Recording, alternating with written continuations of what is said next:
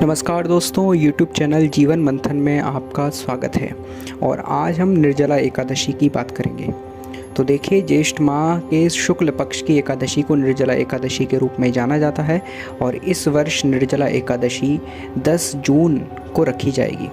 सभी एकादशी व्रतों में निर्जला एकादशी को सबसे महत्वपूर्ण माना जाता है, क्योंकि इस व्रत को करने मात्र से आपको सभी एकादशी व्रतों का पुण्य और फल प्राप्त हो जाता है। यानी यदि कोई अन्य एकादशियों का व्रत नहीं कर सकता तो मात्र इस एकादशी का व्रत रखने से उसे सभी एकादशियों के व्रत का फल प्राप्त हो जाता है। इस तिथि की शुरुआत 10 जून शुक्रवार को प्रातः 7:25 से होगी, यानी कि प्रातः काल से ही उदय तिथि प्रारंभ हो जाएगी। तो इसीलिए 10 जून को इस तिथि को मनाया जाएगा और इसका समापन जो है 11 जून यानी शनिवार को प्रातः 5:45 पर होगा। तो अगले दिन जो है द्वादशी लग जाएगी सुबह 5:45 से। तो क्या कह सकते हैं कि अगला दिन जो है द्वादशी का है, इसलिए अगले दिन को एकादशी नहीं मनाई जाएगी। वैसे क्या होता है कि यदि एकादशी तिथि जो है देर से प्रारंभ होती है तो अगले दिन मनाई जाती है। ठीक है, चलिए आइए जानते हैं कि सबसे कठिन निर्जला एकादशी व्रत में क्या करना है और क्या नहीं करना। तो सबसे पहले निर्जला एकादशी 2022 में क्या करना है, देखिए कुछ बिंदुओं पर गौर कीजिए। व्रत के एक दिन पहले से ही मांस, मदिरा, तामसिक भोजन पदार्थों का सेवन बंद कर दें। दशमी के दिन सात्विक भोजन करें। दूसरा है, दशमी के दिन तरल पदार्थ, पानी वाले फल और पानी का सेवन अधिक करें, क्योंकि अगले दिन आपको व्रत रखना है एकादशी का और निर्जला रखना है।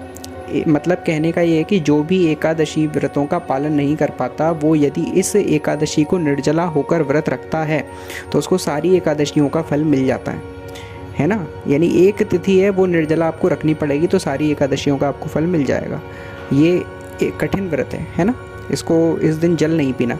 लेकिन यदि कोई सारी एकादशियों का पालन करता है तो उसे निर्जला होने की आवश्यकता नहीं है, उसे सामान्य एकादशी की तरह इसका पालन करना चाहिए। ठीक है, यदि वो चाहे तो निर्जला रख सकता है।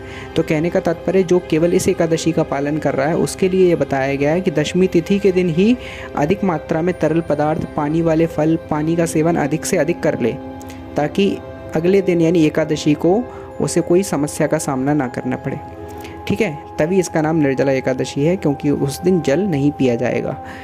तीसरा मुख्य बिंदु याद रखना है कि यह व्रत सभी एकादशी व्रतों का फल प्रदान करने वाला है, इसलिए आपको मानसिक तौर पर स्वयं को मजबूत रखना होगा। यानी कि आपको इस दिन सबसे विशेष फल मिलेगा। ये एकादशी सबसे महत्वपूर्ण एकादशी है, सबसे बड़ी एकादशी है। इस दिन आपको सभी एकादशियों का फल प्राप्त होता है। तो इस एकादशी का पालन आपको कैसे करना है? मानसिक तौर पर स्वयं को मजबूत रखकर। इस समय गर्मी अधिक है, जिसकी वजह से प्यास लगना स्वाभाविक है। ऐसे में निर्जला एकादशी व्रत रखना बहुत कठिन है। यह मानसिक मजबूती और दृढ़ प्रतिज्ञा से ही संभव है। चौथा बिंदु आपको याद रखना है, निर्जला एकादशी व्रत को करने के लिए आत्म संयम और ब्रह्मचर्य का पालन आपको करना होगा। इस दिन सभी विकारों से आप दूर रहें, मांस, मदिरा आदि से दूर रहें। साथ ही साथ आप धूम्रपान इत्यादि से भी दूर रहें। व्रत वाले दिन जल से भरा हुआ कलश आप दान करें। प्यासे लोगों को पानी पिलाएं। वैसे भी ज्येष्ठ माह में जल दान करने से महापुण्य की प्राप्ति होती है।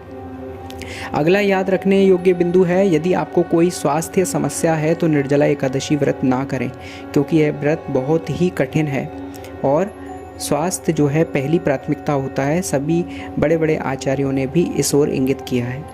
देखिए, अगला बिंदु है, अपने घर की छत या खुले में किसी पेड़ के नीचे पशु पक्षियों के लिए पानी और दाने की व्यवस्था करें। आठवां मुख्य बिंदु है, इस दिन पूजा के समय निर्जला एकादशी व्रत कथा का श्रवण या पाठ जरूर करें। इससे व्रत का पुण्य फल प्राप्त होता है। ये आपको याद रखने योग्य, करने योग्य आवश्यक बिंदु बताए गए। अब क्या नहीं करना है इस व्रत में, ये हम और जान लेते हैं। तो पहला बिंदु है, निर्जला एकादशी व्रत में पानी नहीं पीना है, क्योंकि इस व्रत का नाम ही है निर्जला एकादशी। पानी पीने से आपका व्रत टूटा हुआ माना जाएगा, खंडित माना जाएगा।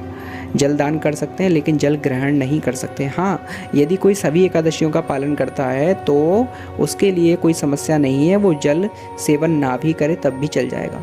कई लोग तो सारी एकादशियों को भी निर्जला रखते हैं अपनी सुविधा के अनुसार। हाँ, जो व्यक्ति किसी एकादशी का पालन नहीं करता, वह सिर्फ इसी एकादशी का कर रहा है, तो उसको निर्जला ही रखना पड़ेगी, नहीं तो उसका व्रत खंडित माना जाएगा। हाँ, जो सभी एकादशी व्रतों का पालन करता है वो सामान्य एकादशी की तरह इस व्रत को कर सकता है, जल पी सकता है।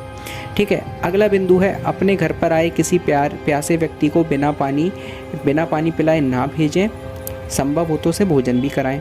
तीसरा बिंदु है अपने मन में किसी के प्रति द्वेष, घृणा, क्रोध या काम, मोह, लालच जैसी बुरी आदतों का इस दिन परित्याग कर दें। चौथा बिंदु है इनके अलावा आप अन्य एकादशी व्रतों में जो भी काम या विचार को वर्जित रखते हैं उनका अनुसरण इसमें भी करना है, क्योंकि है तो यह भी एक एकादशी। तो जो भी चीज़ों का पालन, जो भी नियमों का पालन आप अन्य एकादशी व्रतों में करते हैं उनका पालन आपको इस दिन भी करना है।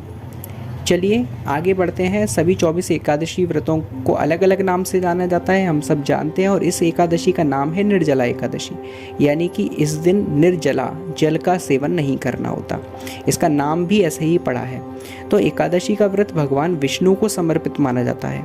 हर एक तिथि किसी न किसी देवता को समर्पित मानी जाती है। जिस प्रकार से चतुर्थी तिथि भगवान श्री गणेश को और चतुर्दशी तिथि भगवान शिव को समर्पित होती है, उसी प्रकार एकादशी तिथि भगवान विष्णु को समर्पित होती है। पौराणिक कथा के मुताबिक महाबली भीम द्वारा भी इस व्रत को किया गया था, इसीलिए इसे भीमसेनी एकादशी भी कहा जाता है या पांडव एकादशी के नाम से भी जाना जाता है। हर वर्ष हिंदू पंचांग के अनुसार तीसरे महीने ज्येष्ठ मास के शुक्ल पक्ष की एकादशी तिथि को निर्जला एकादशी का व्रत रखा जाता है। माना जाता है कि निर्जला एकादशी का व्रत करने वाले व्यक्ति को सभी एकादशी व्रतों का पुण्य प्राप्त हो जाता है। चलिए इस एकादशी के व्रत मुहूर्त को हम देख लेते हैं। जैसा कि मैं आपको पहले से ही समय बता चुका हूं कि 10 जून को सुबह 7:25 से ये व्रत प्रारंभ हो जाएगा, ज्योतिषाचार्य ऐसा कहते हैं, और इस तिथि का समापन 11 जून को सुबह 5:45 पर होगा। वहीं निर्जला एकादशी का व्रत 10 जून को शुक्रवार के दिन रखा जाएगा। इसके अलावा इस व्रत का जो पारण का समय है, यानी आप व्रत जब खोलेंगे वो समय 11 जून को शनिवार को सुबह 5:49 से लेकर 8:29 के मध्य आपको पारायण करना है, यानी कि लगभग 2.5 घंटे में आपको ये व्रत खोलना है। लगभग 2.5 घंटों में आपको ये व्रत खोल लेना है। 2.5 आप समझ सकते हैं, 2.75 घंटे में। ठीक है, आगे बढ़ते हैं। निर्जला एकादशी की पूजा विधि को भी जान लेते हैं। तो निर्जला एकादशी वाले दिन ब्रह्म मुहूर्त में उठकर अपने सभी कार्य निपटा लेने हैं और फिर स्नान आदि से निवृत्त होकर स्वच्छ वस्त्र धारण कर लेने हैं। इसके बाद मन में भगवान विष्णु का स्मरण करते हुए व्रत का संकल्प लेना है, और इसके बाद घर से पूजा स्थल में, जो घर का पूजा स्थल है उसमें एक चौकी लगाकर उस पर पीले रंग का कपड़ा बिछाना है और उस पर भगवान विष्णु की प्रतिमा, तस्वीर या लड्डू गोपाल की मूर्ति या राम दरबार की प्रतिमा, राम दरबार की मूर्ति, भगवान नरसिंह देव या किसी भी भगवान विष्णु के रूप को आप स्थापित कर सकते हैं। तस्वीर भी हो सकती है और मूर्ति भी हो सकती है। तत्पश्चात एक फूल को जल में डुबोकर उससे जल अर्पित करना है भगवान को, यानी भगवान पर जल छिड़कना है और उस जगह की शुद्धिकरण करनी है। अब वहीं पर आसन लगाकर उस प्रतिमा के सामने बैठ जाएं और उसके बाद भगवान विष्णु को पीला चंदन, अक्षत यानी चावल, पीला फूल और माला अर्पित करें। फिर भोग के साथ ही तुलसी दल चढ़ाएं। तुलसी दल देखिए अवश्य चढ़ाएं, भगवान विष्णु को तुलसी अत्यंत प्रिय है। अब धूप और एक घी का दीपक जलाकर भगवान विष्णु के मंत्रों का जाप करें। मंत्र जाप और पूजा के अंत में अब श्री हरि भगवान विष्णु की आरती करें।